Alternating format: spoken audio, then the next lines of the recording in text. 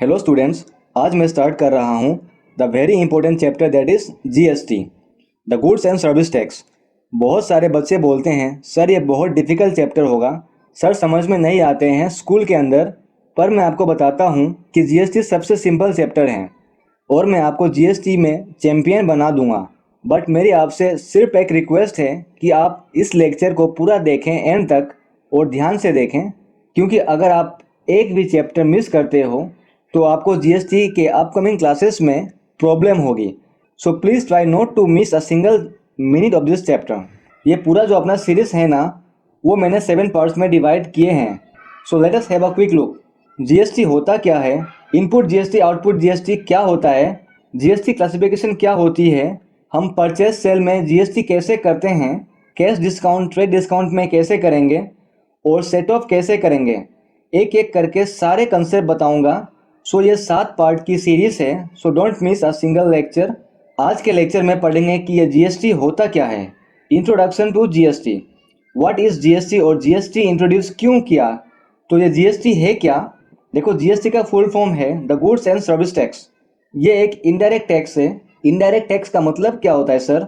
देखो, 2 टैक्स होते हैं, एक होता है डायरेक्ट और एक होता है इनडायरेक्ट। डायरेक्ट टैक्स क्या होता है कि आप डायरेक्टली गवर्नमेंट को जमा करते हो। लेट्स सपोज आपको 10 लाख की इनकम हुई, आपने 30% गवर्नमेंट को जमा कर दिया, 3 लाख रुपये। इसको मैं बोलता हूँ डायरेक्ट टैक्स, जहाँ पर आप डायरेक्टली गवर्नमेंट को जमा करते हो। सो अब इनडायरेक्ट टैक्स का क्या मतलब होता है सर? आप जैसे रेस्टोरेंट में गए, आपने 100 रुपये के खाना खाए, आपने 100 रुपये के खाना खाए और उसने आपका 5 रुपया जीएसटी लगा दिया, तो आपने कितने रुपये बिल पे किए? 105 रुपये। आपने 5 रुपये गवर्नमेंट को पे नहीं किए। 5 रुपये कौन पे करेगा? वो बिजनेस पे करेगा। So this is an indirect tax. Indirectly आप जीएसटी भर रहे हो, पर पे बिजनेस वाला करेगा। जो रेस्टोरेंट है वो गवर्नमेंट को पे करेगा। This is an indirect tax. Direct tax में क्या होता है, वहाँ आप डायरेक्टली गवर्नमेंट को पे करते हो, बट इनडायरेक्ट टैक्स में आप पेमेंट कर रहे हो जीएसटी का, बट अल्टीमेटली बिजनेस पे कर रहा है गवर्नमेंट को। This is an indirect tax. It is levied on every supply of goods and services. मतलब जितने भी आप गुड्स बेचेंगे या सर्विस रेंडर करेंगे, सब में जीएसटी अप्लाई होगा। कुछ एक एग्जेम्पशन है, वो आपको बताऊंगा।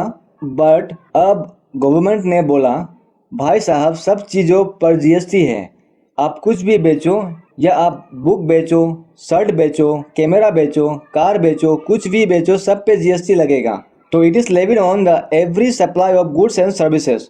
गुड्स का मतलब होता है कि मैं सामान बेच रहा हूँ, pen, books, marker etcetera. Service का मतलब होता है कि मैं किसी को कंसल्टेंसी दे रहा हूँ। सपोज करो मैंने किसी को कंसल्टेंसी दिया, मेरी फीस है 5,000 रुपये, तो गवर्नमेंट ने कहा 5,000 रुपये जीएसटी भी लगाओ। जो भी जीएसटी है, लेट्स सपोज 6% है, 6% है, तो 5,000 का 6% 300 रुपये हुआ, तो मैं 5,300 रुपये चार्ज करूँगा। तो गुड्स पे भी लगेगा और सर्विस पे भी लगेगा। और हाँ, कुछ एक चीज़ों पर एग्जेम्पशन है, उसे मैं बाद में डील करूँगा। एक एग्जेम्पशन बता रहा हूँ, पेट्रोल एंड अल्कोहल कंजम्पशन पर है। पेट्रोल या अल्कोहल फॉर कंजम्पशन में गवर्नमेंट ने अलग चार्जेस लगा रखा है, उस पर जीएसटी नहीं लगता as per the current law. Clear है? सो पेट्रोल और अल्कोहल पर जीएसटी नहीं लगता है, इस पर अलग चार्जेस लगता है। So it is levied on the every goods and the services. तो अब मैं आपको बता रहा हूँ, it is a nation wide tax, one nation one tax. One nation one tax मतलब अब मैं मार्कर पेन बना रहा हूँ, तो अब इस पेन में जीएसटी कितना परसेंट है?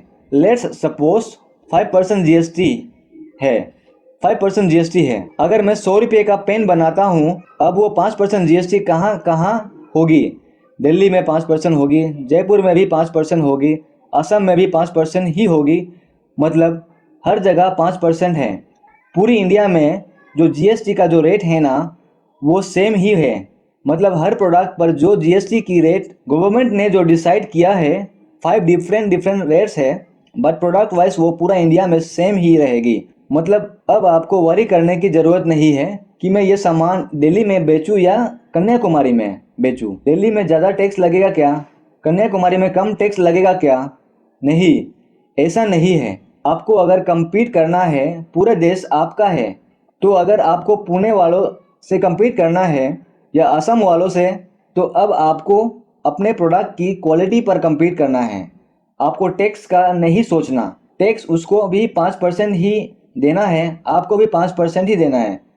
पहले क्या होता था, दिल्ली का अलग टैक्स था, मुंबई का अलग टैक्स, चेन्नई का भी अलग टैक्स। तो भैया मेरी प्रोडक्ट की क्वालिटी तो है ही अलग, पर मुझे टैक्स पे भी कम्पीट करना पड़ता था। मेरी प्राइस दिल्ली में अलग जा रही है, चेन्नई में अलग जा रही है, तो वहाँ पे दिक्कत हो रही थी।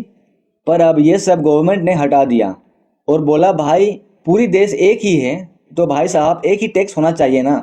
सो इसको मैं बोलता हूँ वन नेशन वन टैक्स। अब आपको ये पता है कि जीएसटी ने कितने सारे टैक्स को रिप्लेस कर लिया, बहुत सारे। पहले कितने सारे टैक्स होते थे, आपको पता है? बहुत सारे टैक्स होते थे। पहले एक्सरसाइज ड्यूटी होता था, सर्विस टैक्स होता था, ऑक्ट्रॉय ड्यूटी होता था, एंटरटेनमेंट टैक्स, लग्जरी टैक्स, हजारों हजारों टैक्स। आप खुद ही सोचो, मुझे एक बिजनेस करना है, मैं एक बिजनेस स्टार्ट करता हूँ मार्कर पेन बनाने की। अब पेन बनाने के लिए मुझे सर्विस टैक्स देना पड़ेगा, मुझे एक्सरसाइज ड्यूटी भी देना पड़ेगा, मुझे ऑक्ट्रॉय ड्यूटी भी देना पड़ेगा। तो यार मतलब सोचो कि कितने जगह रजिस्ट्रेशन कराना पड़ेगा। मतलब एक बिजनेस स्टार्ट करने का एक आइडिया आया कि मैं एक अच्छा मार्कर पेन बना सकता हूँ, उसके लिए मुझे 5-6 जगह रजिस्ट्रेशन करना पड़ेगा। मुंबई में बेचना है तो उसके लिए मुंबई में रजिस्ट्रेशन करना पड़ेगा, चेन्नई में बेचना है तो उसके लिए अलग से रजिस्ट्रेशन करना पड़ेगा। तो अरे भाई, मैं बिजनेस करूं या टैक्स के झमेलों में फंसूं? आप खुद ही सोचो ना, मैं बिजनेस में ध्यान दूं या टैक्स पे? मुझे सर्विस टैक्स देना है, उस पे रजिस्ट्रेशन करूं, मुझे एंटरटेनमेंट टैक्स देना है, उस पे भी करूं, अरे मुझे एक्सरसाइज ड्यूटी भी देना है, उस पे भी कराओ। मैं पागल हो जाऊंगा। काम पे ध्यान कम रहेगा और टैक्सेशन पे ज़्यादा ध्यान रहेगा। गवर्नमेंट ने कहा ऐसा सिस्टम चलता रहा तो भाई साहब नए स्टार्टअप कैसे आएंगे? नए स्टार्टअप कैसे आएंगे? जो नए लोग बिजनेस करने का सोच रहे हैं वो कैसे करेंगे? सो गवर्नमेंट ने कहा ये जो टैक्स का सिस्टम है उसको सिंप्लीफाई कर दो और एकदम इजी तरीके से बिजनेस का प्रोसेस बना दो। और उन्होंने सारे के सारे लॉस स्क्रैप कर दिए हैं। कौन कौन सा टैक्स स्क्रैप किया आपको पता है? देखो, ये पहले टैक्स होता था सेंट्रल गवर्नमेंट का अलग। सेंट्रल गवर्नमेंट मतलब मेन जो हमारा पूरी इंडिया की गवर्नमेंट होती थी। जैसे अभी जो भी गवर्नमेंट चल रहा है, सेंट्रल गवर्नमेंट अलग और स्टेट गवर्नमेंट अलग। जैसे महाराष्ट्र की अलग गवर्नमेंट, असम की अलग गवर्नमेंट, तमिलनाडु की अलग गवर्नमेंट, सबका अलग अलग गवर्नमेंट। तो यहाँ पर ये सेंट्रल क्या क्या चार्ज करती थी? Exercise duty, service tax, CST, central service tax. फिर स्टेट गवर्नमेंट ऑक्ट्रॉय। ऑक्ट्रॉय समझते हो ना? अरे भाई, ऑक्ट्रॉय मतलब जो एंट्री नाका या टोल नाका पे जो ट्रक खड़ी होती थी हजारों की संख्या में, ऑक्ट्रॉय पे करो। हमारे स्टेट में आ रहे हो, आप उत्तर प्रदेश से झारखंड में आए हो, तो झारखंड को क्या करो? टैक्स पे करो। पहले वो होता था। फिर भेट, एंटरटेनमेंट टैक्स, मूवी देखने गए 200 रुपये पर 30% टैक्स लगा दिया, एंटरटेनमेंट टैक्स। असम में अलग, दिल्ली में अलग, पंजाब में अलग, सब जगह टैक्स अलग। सो एक ही मूवी की टिकट यहाँ पर 200 रुपये, वहाँ पर 280 रुपये, कहीं पर 300 रुपये। अरे भाई, ये क्या सिस्टम है? पूरा देश एक ही है ना? पूरा देश एक ही है तो टैक्स भी तो एक ही होना चाहिए। तो यहाँ पर हमने क्या किया, इसको भी हटा दिया।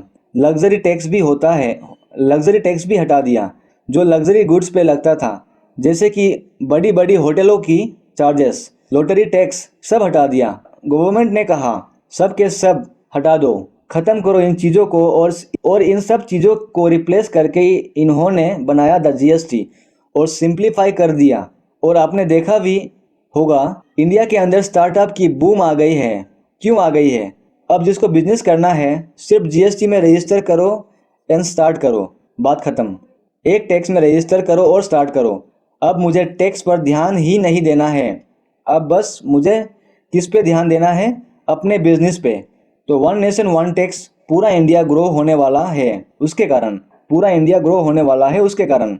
जीएसटी कब पास हुआ था? 24 मार्च 2017। कब? 24 मार्च 2017 को। And it became effective from 1 July 2017। It replaced all the individual tax. इन सब को रिप्लेस करके एक टैक्स बना दिया, द जीएसटी। और मैं आपको बता दिया, हर सिटी में, हर स्टेट में एक ही। यहाँ अगर 5% है तो सब जगह 5% ही रहेगा।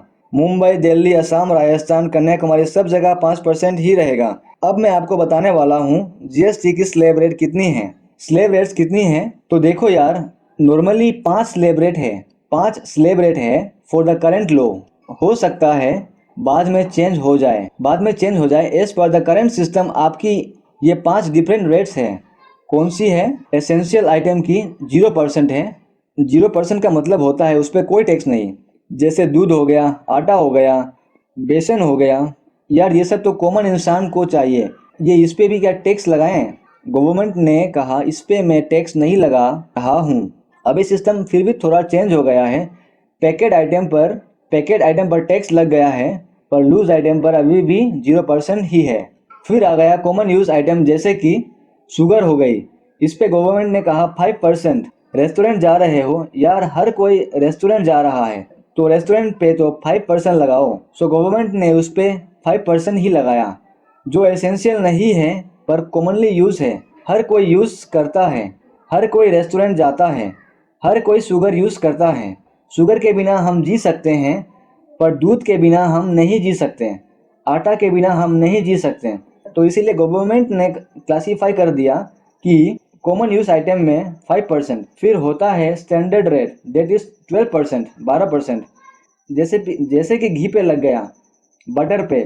फिर अगर कोई ऐसा प्रोडक्ट जो किसी में भी नहीं आ रहा, तो उसका 18% टैक्स लगेगा। This is a normal rate 18%। Maximum goods and services इसी में आते हैं। जो भी आप सामान खरीदते हो, जैसे कि मोटर खरीदते हो, कैलकुलेटर खरीदते हो, ये सब किस पे आते हैं? 18% पे आती है। 18% पे आते हैं। कोई चीज़ अगर कहीं पर नहीं फिट हो रहा है तो वो 18% पे ही होगा। सपोज एक नया आइटम आपने इंट्रोड्यूस किया और गवर्नमेंट ने क्लासीफाई नहीं किया तो इस केस में 18% टैक्स आपको देना है। सो 18% is a normal. Education service पे भी 18% ही है। Now luxury item and tobacco पे भाई साहब गवर्नमेंट ने कहा 28% लगाऊंगा मैं 28% लगाऊंगा लग्जरी आइटम्स पे। क्यों भाई 28% क्यों लगाओगे? अरे वाह, ये तो यार लग्जरी है, आपको ज़रूरत नहीं है पर आपको शौक है। कहते हैं ना, शौक बड़ी चीज़ है। तो आपको शौक है तो पे करो। सिगरेट पीनी है, टोबैको पीनी है, भाई क्यों? हेल्थ ख़राब हो रहा है फिर भी पीना है, सो आप पे करो टैक्स 28%। शौक है ना, शौक बड़ी चीज़ है, सो टैक्स भी बड़ी हो गई। फिर आपको लग्जरी शिप में जाना है, एकदम शिप के अंदर। शौक है भाई, ज़्यादा टैक्स पे करो। तो जहाँ पर जो जो बड़ी बड़ी चीज़ होती है, जैसे कि बड़े बड़े कैमरे होते हैं, उन पे 28% लगता है। आप बड़ी गाड़ी लेते हो, उस पे 28% टैक्स हो गया। तो सबके अलग अलग सिस्टम होते हैं। गवर्नमेंट ने क्लासीफाई कर दिया लोगों को क्या चीज़ ज़रूरी है और क्या चीज़ ज़रूरी नहीं है। So basically this are the 5 rates: 0%, 5%, 12%, 18% and the 28%। ये लॉ के हिसाब से चेंज होता रहेगा। आपकी जो भी करंट लो है उसके हिसाब से आप देख लेना। समझ में आ गया तो भाई? समझ में आ रहा है ना? ओके। अब मैं आपको क्या बताने वाला हूँ कि GST is paid on the purchase of the goods and GST is collected from the consumer of the goods. और इसके पहले मैं आपको बताना चाहता हूँ कि कुछ एक चीज़ों में जीएसटी एग्जेम्प्ट होता है। गवर्नमेंट ने कहा इस पर जीएसटी नहीं लगेगा। सो कौन कौन सी चीज़ है जिस पर जीएसटी नहीं लगेगा? Wages and salaries. आप किसी को दोगे तो इस पे जीएसटी नहीं लगेगा, वो तो खर्चा है आपका, उस पे आप जीएसटी मत दो। Okay. Supply of services to government.